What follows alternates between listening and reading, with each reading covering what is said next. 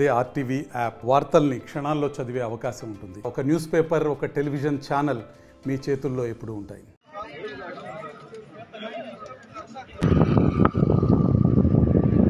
IAS గారికి కూడా స్వాగతం, సుస్వాగతం.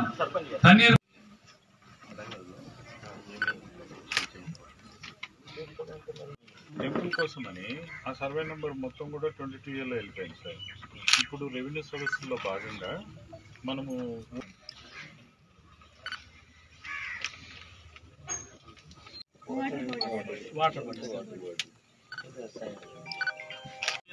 ఈరోజు మనం కేటగిరీ బి సార్ రెడీగా ఉంటుంది. గ్రామాల్లో 33 రోజుల పాటు రెవెన్యూ సదస్సు నిర్వహిస్తున్నాం. భవిష్యత్తుకు ప్రధాన ఆసరా. అందుకే ప్రతి ఒక్కరూ భూమిని ప్రాణంగా చూసుకుంటారు. అయితే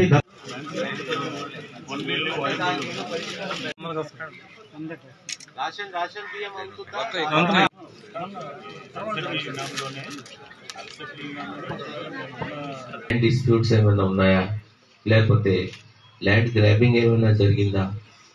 ఇప్పుడు ఇక్కడ జరగలేదు. నాకు చాలా సంతోషం, ఎందుకంటే అందరూ కలిసిమెలిసిగా ఉంటున్నారు. పెద్ద భూ తగాదాలు కానీ వివాదాలు కానీ ఎక్సెప్ట్ ఒక ఎఫ్ లైన్, అది కూడా షార్ట్ అవుట్ అయిపోతుంది అనుకుంటా. 5-6 పెటిషన్స్ వచ్చినాయి.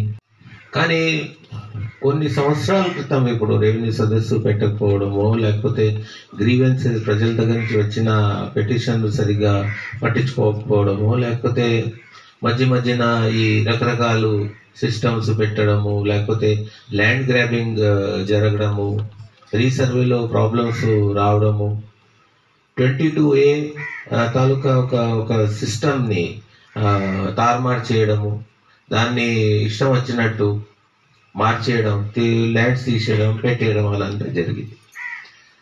దానివల్ల ఏమైందంటే భూ సమస్యలు బాగా ఆంధ్ర రాష్ట్రంలో పెరిగిపోయినాయి. మీ గ్రామంలో రాలేదు, మీరు సంతోషించాలి. కొన్ని గ్రామాల్లో అయితే బాగా కొట్లాట్లు, ఈవెన్ మర్డర్లు కూడా జరుగుతున్నాయి ల్యాండ్ మీద. ఇప్పుడు ల్యాండ్ అంటే ఒక తల్లి లాంటిది కదా.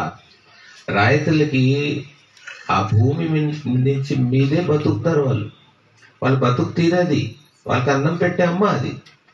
మరి అది ఏమైనా గ్రాబ్ అయిందో లేకపోతే ఏమైనా అయిందంటే దాని మీద ఎంత ఇబ్బందికరంగా పరిస్థితి వస్తుంది మీరు అందరూ అనుకోవచ్చు.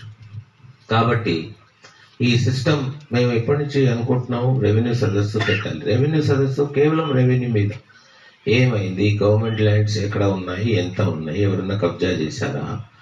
మరిన్ని వీడియోస్ కోసం ఛానల్ ని సబ్స్క్రైబ్ చేయండి. లేటెస్ట్ అప్డేట్స్ కోసం వాట్సాప్ ఛానల్ ని ఫాలో అవ్వండి. ఆ లింక్ డిస్క్రిప్షన్ లో ఉంది.